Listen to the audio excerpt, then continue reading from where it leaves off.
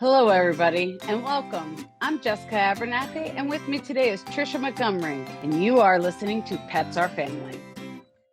Hi, Tricia. Hello, Jessica. Good morning to you. Good morning. How are you doing today? I'm good. I'm good. I will tell you a quick story here. I was out walking Frank up and down the street, and we have dogs on either side of us. I have George and Emily on this side, which is the big boxer, and the French bully. And then on the other side of me, I've got Jasper, which is a mini golden doodle, and then I have Chevy and Jack, which are the big doodles. So we're walking down the street today, and my Frank, of course, sees George and Emily and the mom, and so let Frank go, and he runs towards them, and so Dee Dee, my neighbor, scoops him up, and she says, "It's spa day today. He's going to work with me." And I go, "What?" So Dee Dee owns her own grooming studio, and so anyway, Frank is away for a spa day today. Oh, Didn't plan on it, but he's lucky. away. I know. I'm like, just make sure to do his toes in different colors. He's embracing his feminine side. So, Brutus spa days when mom picks him up and throws him in the kitchen sink and gets the soap, and he sits there and goes like this, and he just looks at me like, "What's up, uh, mom?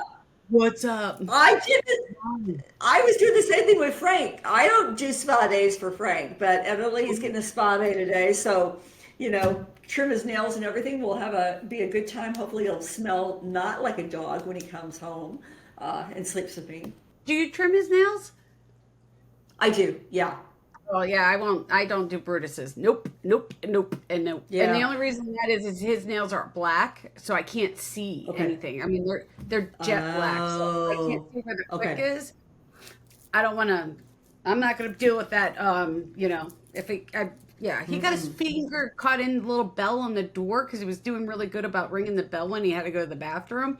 Now he won't go near it. So if I cut his toenails, he'll never let Oh, anybody cut his toenails. So. oh my God. I started doing Frank's really super early. And so, but now he's getting a little bit squirmy wormy. And so I think she's just going to grind them for me as opposed to cutting them. But I started doing them probably like 5, 6 weeks ago. So I think he's gotten used to that now. But yeah, I mean, or I'll be in the shower and all of a sudden I'll like look down and there will be Frank like right in the shower with me. And I'm like, no, this is not what we're going to be doing today. I don't think so, sir. So anyway. That's Bin Laden. I hate to say that, but that's Bin Laden. If I don't shut the door tight, all of a sudden I'll be showering. I'll have like shampoo in my hair, and my eyes are closed, because you don't want to get it in there, right? I'll be like this, and all of a sudden, Ow. I'll feel this like wet thing like touch me, and I'm like, it's Bin Laden. He's like, I'm like, who has a cat that wants to shower with you? And he's like, hey, ma, and I'm like, I'm like, this is the reason nobody will adopt you. Oh my God. Isn't Not that so normal. funny? And it's so normal. And this is like so normal. I think people, like, I don't, yeah, I'm going to say this is very normal. Well, today we're going to be talking, let's switch subjects today. Today we're a beautiful woman by the name of Cara Achterberg. And she has an organization called Who Will Let the Dogs Out? And she and her team visit shelters and rescues, and I believe animal control organizations in the Southeast, Texas, Alabama, Georgia, Florida, Kentucky, and Virginia. And they're trying to create awareness for the shelters and the situations of these shelters and the dire crisis that they are in right now. She's been doing this, I believe, since about 2019. But she's made it her life mission to spread awareness of these organizations, and so more people know. And I believe her story, that I was fascinated by this, that she was not only a professional writer, but she was a professional foster mom. And Yeah, that's cool. yeah, I mean, and I like the fact that she's trying to bring awareness of what's going on in the shelters because everybody just thinks that, oh, I'll drop the dog off at the shelter and it'll get a new home. yeah, not so much, You know? not so much. Well, her in and let you go, go, go. Yeah, go, go, go get her. I I am so excited to have this woman on the podcast with us today. Jessica, we talked about her. Her name is Cara Achterberg. Cara founded an organization called Who Will Let the Dogs Out? And we talk about animal welfare and rescue all the time. This woman is actually walking the walk related to animal welfare. Um, Cara, welcome to Pets or Family Podcast. Such an honor to have you. Oh, thanks. Thanks so much, and thanks for saying that. Appreciate it. Oh, you're so welcome. So, Cara, you shared a story with me a couple of days ago, and that was you were basically a serial foster mom, and you had fostered about 100 animals, if I'm correct in saying that, but you had never been to a shelter before. Tell me about this. And then this is where the idea of Who Will Let the Dogs Out started. Cara, talk to us about that. Yeah, I was fostering dogs. I was in Pennsylvania at the time, and I was looking for a dog to adopt and couldn't settle on one. I'd had a dog for 18 years, and replacing that is always hard. So Yeah. I started fostering for an all-breed rescue, and the dogs were transported north to us. So I never saw them in the shelter. I just saw them on the computer and picked one, and then that one would come to my house. And eventually, I started doing puppies and mama dogs and all kinds of dogs, and I wrote about it because I'm a writer. And I was writing a blog about it, and the blog was doing well. And so my agent said, "Hey, we should make this a book. Let's pitch it as a book." So we did, and I wrote a book about fostering dogs, having never been to a shelter. And when that book came out, I decided to go visit shelters. I was going to be in some cities that were close to where doing signings in some cities close down there. So I went, and the first time I walked into a shelter was in North Carolina, and I was just stunned.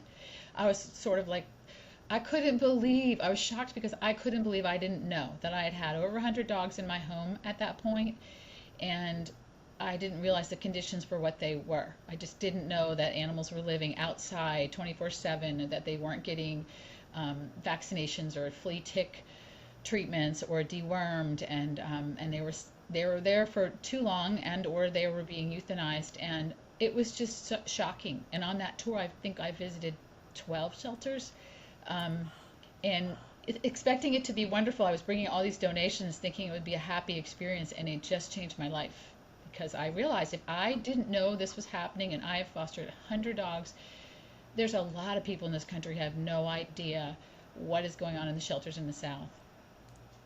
Oh, Cara, unbelievable. Jessica, what?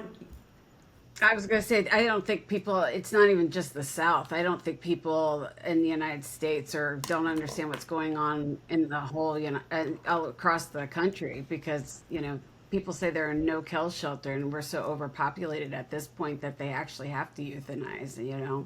And it's just, it's heartbreaking. Like Tricia said, we're so involved with rescue that we do see and we do understand what's going on. So the general public, I don't think gets what's going on at all. You know. Yeah. Yeah, they really don't. That was sort of the impetus for starting the organization. I kept going back. I took some other volunteers from the rescue. I was like, "You have to come," and so we went and we spent a week volunteering, like a day at a time in each shelter, and trying to help, like clipping nails or writing bios or walking dogs or whatever we needed to do. And all of those people came back and got very involved in the rescue world and doing more and more. And then I went back, took a photographer friend because people just don't read, and I'm a writer, and I was writing everything I could possibly write about it. But people don't read, sadly. Enough people don't read, and so pictures are powerful. And so I took a very talented photographer with me. She and I went back. She said the same thing. I can't believe this is happening, and I don't know how we tell people. So we decided to start Who Will Let the Dogs Out, so that we could share my stories and her pictures and try to raise awareness. And that organization has grown. That the first time we did our trip together was 2019, and so that was the start. And since then, we've grown into a national nonprofit with a good volunteer base, and we've been to 134 shelters at this point. That's Wow. amazing. Cara, that's such a feat in of itself. I come from the animal welfare world, from Paws Humane Society. It's difficult, and feeling overwhelmed, the lack of resources, the lack of understanding, and that you're trying to save every one that you can, and at times you cannot. And I know that since the pandemic, and because right now we're in an animal welfare crisis far more than we've ever been, I believe, since 2008. And it's not just, like Jessica said, southern shelters, it's nationwide. And how do we impact this crisis, and what can we do? Cara, you said there were three things when you looked at animal welfare organizations. There were three things that are most needed. Can you remind me what those are, Cara? Sure, sure. We've been to so many different kind of like little tiny dog pounds to large municipal shelters, and in the places where they are successful, where they are saving every savable dog, where they are engaging their community, where they are making a difference, they have three things in common. One is they have leadership committed to saving every animal. And there was a Dr. Kim Sanders. I always quote her because the first time my very first tour, I went to her shelter, Anderson County Paws, and that shelter, the rescue that I was fostering for had been pulling from that shelter. So I knew it was a large, a big shelter. They had in, I think, 500 dogs a month. And they had been at one point in time euthanizing 90% of the dogs there. Dr. Sanders came in, took over that shelter, and in 6 months turned that number around. And no longer do they euthanize anything that is not, everything, they save everything that is treatable and savable. And I asked her, how did you do that in 6 months in South Carolina? And she said, we just stopped killing dogs. And those words were so impactful for me, because she said, when you take that option off the table, you find other options. And she pulled her whole staff together. She went to her, the community. She went to the government. She talked to everybody, and she's been successfully doing that ever since. And I think that was in 2000. I was there in 2018, and I think she started in 2016 or 17, maybe 17. Anyway, amazing. So if the leadership is committed to saving the animals, they'll find the solutions, they'll find the answers. And so that's the most important piece, is a leader committed to saving the animals. The second really important piece is you have to have community engagement. You can't do it unless you've got your community completely engaged, and that means volunteers and fosters and advocates and advisory councils and everyone engaged in this. That's the only way it's going to happen, and that's definitely what they did at Anderson County. That's definitely what they did in Cheatham County in Tennessee, another shelter I saw where they turned things around. And the third piece is hard, probably the hardest, is veterinary access to affordable veterinary care. And all over the South, that is hard. And without it, it's really hard to save every animal if you don't have that. So those three pieces: leadership, community engagement, and veterinary access. Those are the three key pieces. And if a shelter has those three things, I know they're on their way. I know they're not one I have to worry about anymore. We can continue on to the next place. Well, that comment from Dr. Sanders just gave me chills on, we decided to stop. We stopped killing dogs. And again, those decisions, because organizations come from the top down. And once leadership says no more, not today, no more, that that's where the change happens. I love that. So right now you're operating what you all do, Cara. And first of all, the photography. And for those of you who have not visited the website, it's whowillletthedogsout.org. We're going to have a link to it within this podcast. The photography is phenomenal, because when you start going through and the videos and you're focusing in on that, people would drive by and not even realize that it is an animal rescue organization or an animal control organization, because it is the South and there is no funding. I think oftentimes people think of these bright, shiny buildings and where they can go, and that, or the website, and they don't really understand from that. Photography is so impactful, and the writing on the blogs is equally so as well. When you look at this, Cara, what has really stood out to you the most throughout all these shelters that you've visited? What if you could say like three things that have stood out to you, what are they? the people. I went down there wanting to save dogs, but the people that I met, I mean, gosh, there were several. I mean, I could name a bunch of them, but these women especially, in these little tiny dog pounds where it's just one woman, like Mountain City, Tennessee, or Nashville, Georgia. Um, they both are shelters that have one woman running the entire thing. She runs every call. She cares for every animal. If an animal's going to get out of their life, it's going to be her. She's the only employee. And other situations where there's so many dogs and so few people, and these people give up everything. They're not making big bucks. Some of them aren't making anything. Some are volunteers. Right. And they're there all the time. They're giving up every free minute, every dollar they've got to spare. They're buying kitten formula, or they're putting gas in their car and driving, hours and hours to take dogs to rescue. Just the sacrifice that they make of, their lives, their livelihood, their hearts to save these animals. It blew me away. I'm so amazed by them. I'm humbled by them every time we go in and meet these people. I'm just astounded by what they will do to save me, someone else's dog. So the people have been the biggest thing for me. Every time we go anywhere, I just want to hear their story. I want to know how they got there, why they stay there, how they can do this day in and day out, and what they think will make the difference. And so for me, it's the people, even though I do meet a lot of incredible dogs, definitely do. Um, Doing this through the pandemic was so interesting, because prior to the pandemic, I felt like things were getting better. Yeah. Like as we were They were. going, things were getting better, and it was Yeah. exciting. We were going to some of these shelters and seeing them really turning things around and seeing communities care more. Um, but then and then during the pandemic, when everyone was celebrating, oh, the shelters are empty, I just kept saying, don't say that out loud. It's not. Like, to me, I knew what was coming, only because I know how dogs end up in shelters, and you guys probably do too. Any good shelter or rescue is going to have 10% of their dogs be returned through nobody's Oh, fault, just because it happens. That's just average. A good shelter, about 10% return rate is normal.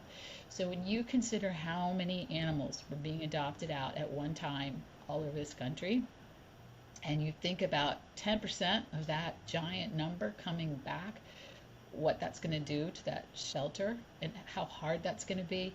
And then the puppies, the bazillion puppies being bred by backyard breeders and everybody under the sun, because everybody wanted a puppy.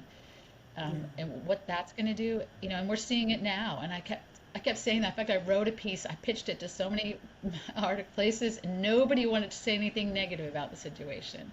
And Nancy and I were in a shelter the first time we went back out. It was sort of near the middle of the pandemic, I guess. And we kept seeing purebreds and puppies everywhere. And I was like, these are like canary in the coal mine. This is coming. This is going to be really bad.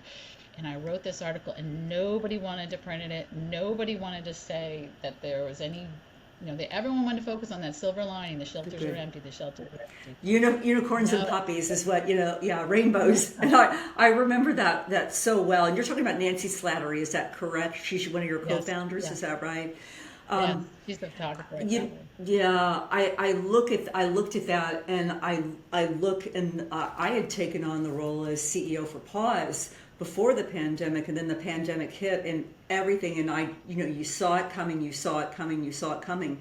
Think about the veterinary clinics that, clinics were shut down. All these puppies and these dogs that had not been neutered now went out unneutered or unspayed, and so you just had all of these things. And so you go back to the pandemic. We can still go back to the pandemic today and say things are still that are still impacted by that, whether it's dogs or cats or whatever. I don't think we're going Yeah. to recover for a while now. I just don't, Jessica. No, I was gonna say and we see it because I do the pet sitting side. So, like I can just tell you right now, my neighbors across the street, their dachshunds had puppies, and they still now have 9 dachshunds that run around the backyard and bark all over the place because They couldn't. They had them all adopted out, but nobody could come near the house because of the pandemic. And of course, they all got attached to them, and they decided to keep all 9 of them. That's a fun morning when they get all up at Ooh. 4 in the morning. And then the neighbors 2 houses down, their doodles got knocked up because they couldn't get spayed. So they have 7 doodles down there of all ranges, and let me tell you, they're very loud too. You know what I mean? So I see that, but also in our on our side when we're dealing with when we're pet sitting new dogs, it's been a challenge because of all the puppies. You know what I mean? We call them pandemic puppies. They're awful. I mean, they're just awful. And I don't mean to say that to be cruel. It's because we had so many people, which is a blessing, that took shelter dogs and puppies, you know what I mean, during that time, but they didn't know what they were doing.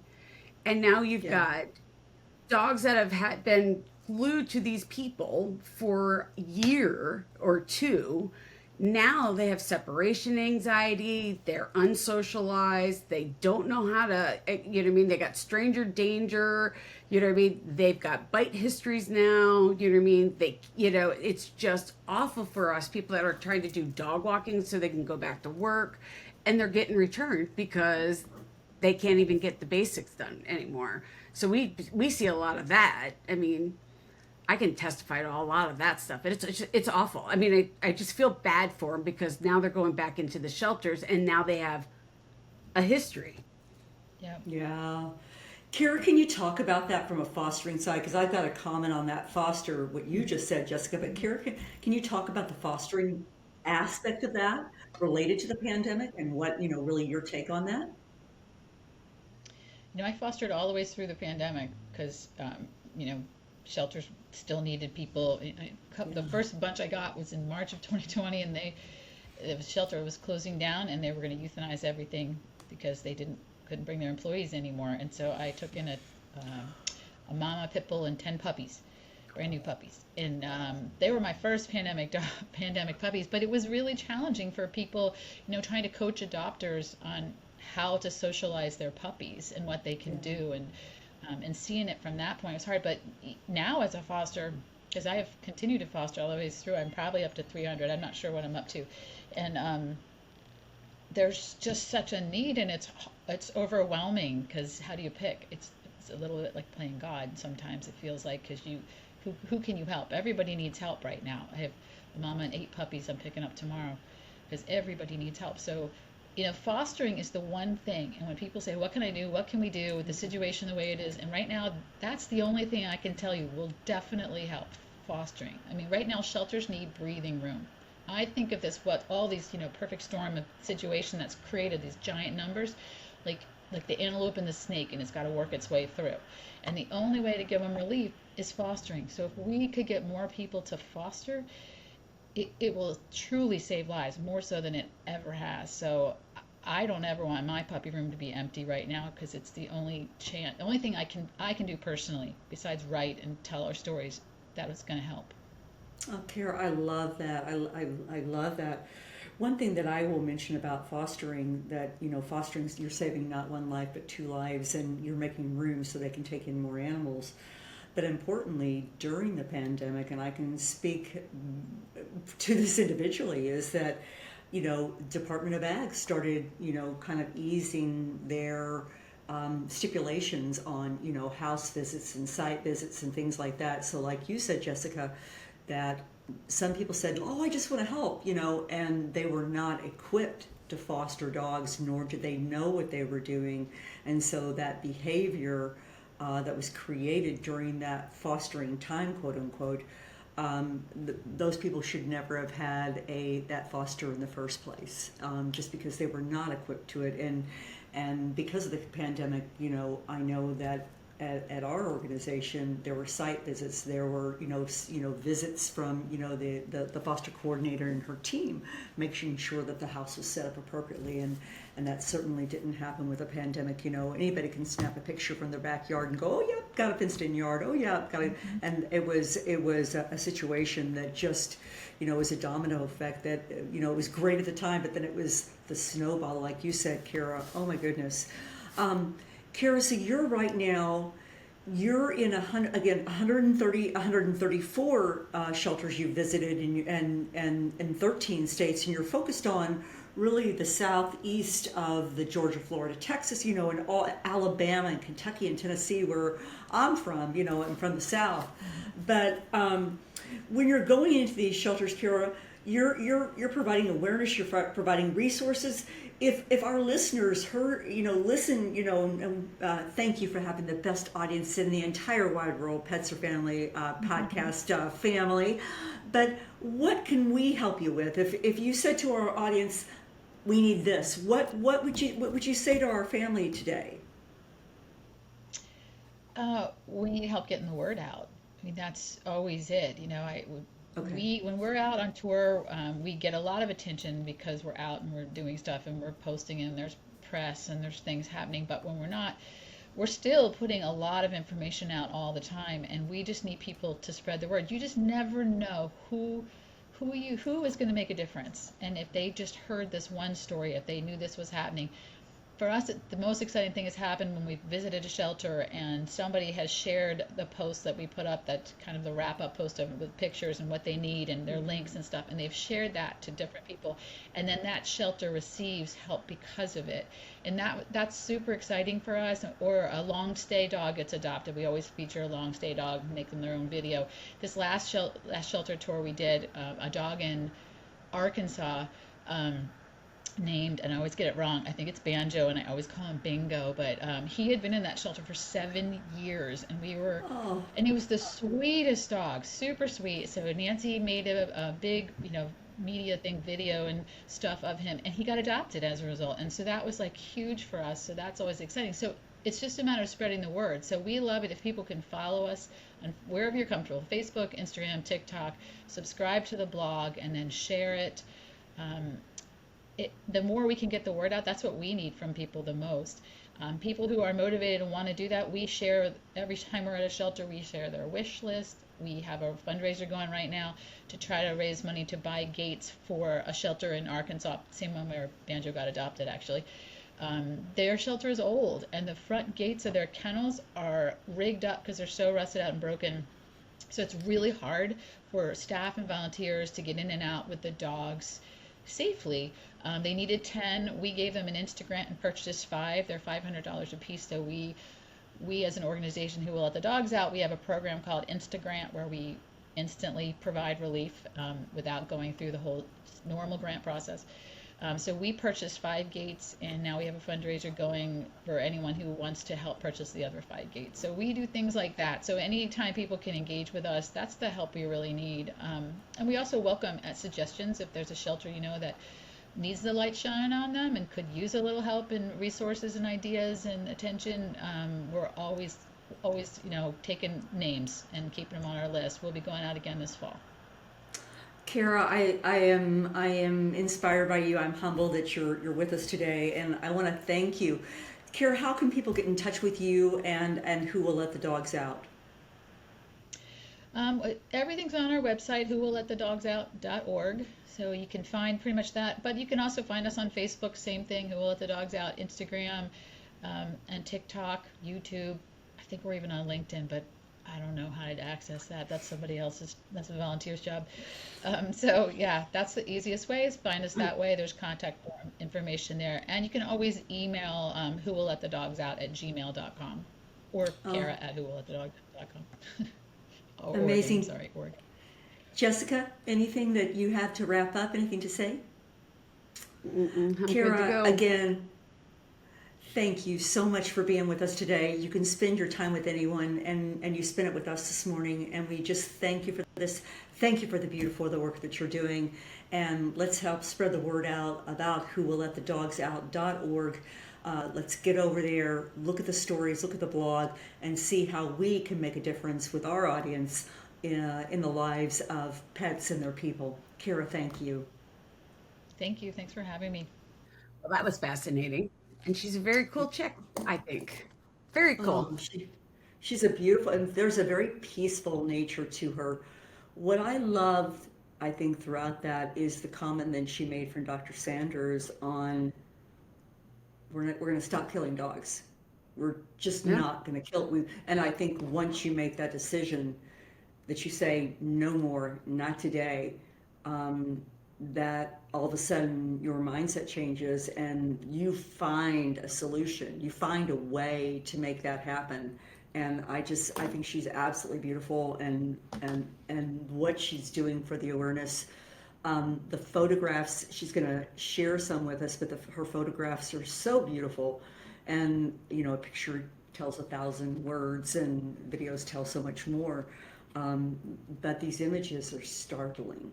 Just I when you just, like I see said, them. it, yeah, like I said, it blows my mind. I mean, we work with it a lot. You know what I mean? You and I have, and we've worked with a lot of rescues, a lot of, parents and stuff like that. And pandemic has changed a Right. lot. And I hate constantly blaming the pandemic, but, I mean, it was something that affected us all across the world, and it made a big difference in the animal world. You know what I mean? And Mhm. people just don't understand what's going on. They just think, it's okay to do this, and it's really not. There is a crisis going on out there, and these rescues need help. And they're euthanizing left and right because there is nothing else they can do, you know? There really, yeah, there really isn't. And, shelters that were not euthanizing before are euthanizing now. And the crisis, I, I really talk to, people within the industry, within the groups that I'm in, and it's not, I don't see us coming out of this until maybe next year. I mean, until 2025. I really don't. I And I think it's think going it's to be longer than everybody. that, honestly. Yeah, yeah. I mean, Way it took longer. us years to get into it, years to get out of it. I'm just I recalling a conversation that I had had whenever I was with Paws Humane Society, and I remember one of the people there, the board members, said, stop talking about the pandemic. The pandemic's past.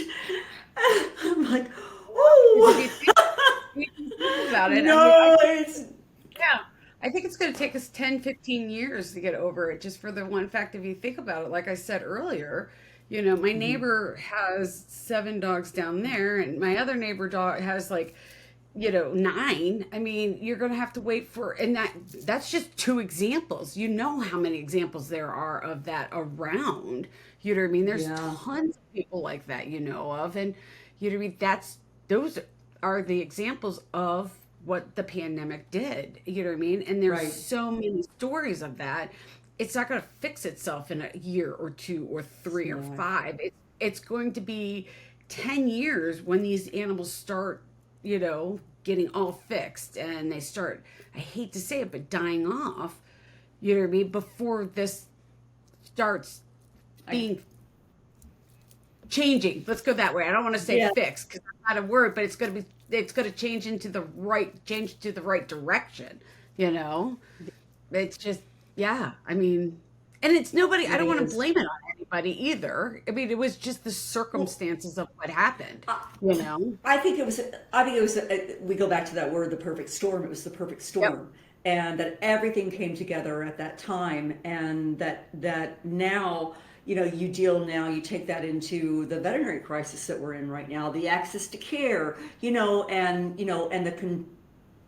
I don't want to call it control, but I'm going to say a control of some of the bigger organizations that I'm going to do it this way, and we're going to do, this initiative by 2025, and we're going to make sure we do this, and nobody else can help us. And I think that damages us. I really think that damages us if we don't work together. And it is working together cooperatively to make sure that we try and solve this crisis. I know there's an organization that is trying to say we're going to be no kill by 2025. Not happening. You can It's, modify the statistics all you want to. You can manipulate them, but that in truth, that'll never happen. It just won't. But what can we do to work together to try and solve this crisis? And God love her for what she's doing. I mean, such a beautiful woman. It's who will let the dogs out.org. And yeah. again, she's visited 134 shelters on their own as a non for profit, and trying to make a difference. So We have the best audience, as I said, in the entire wide world. Guys, we're so thankful for you listening in and tuning in to us, and God bless her. dumbfounded and just yeah. I mean, But no offense, I would have gave Brutus away last week if you walked past my house and offered me if you offered me a candy bar, I would have given them one to you for. Let alone having hey, I'm going to be picking up a mama with 10 puppies. I mean, God bless her. I'm like, here's Brutus. Would you like a puppy? I'll give it to you. I don't know if I could. I don't know if I could do a litter of 10. I could. There's no way. I know. You and I had similar problems. I had Frank last week, and I was like, "Okay, buddy, I am just done with you. I am, your mate." And they know when you get frustrated with them. They do. They do, because it's up and down the leash. My frustration lends to his frustration. I'm like, "You're going in your crate. I'm going in here," and I don't. I'm like, "Oh, I'm done with you." It works itself out, though. I think it's discipline. You've got to be consistent with your training, and I'm consistent with everything else in my life.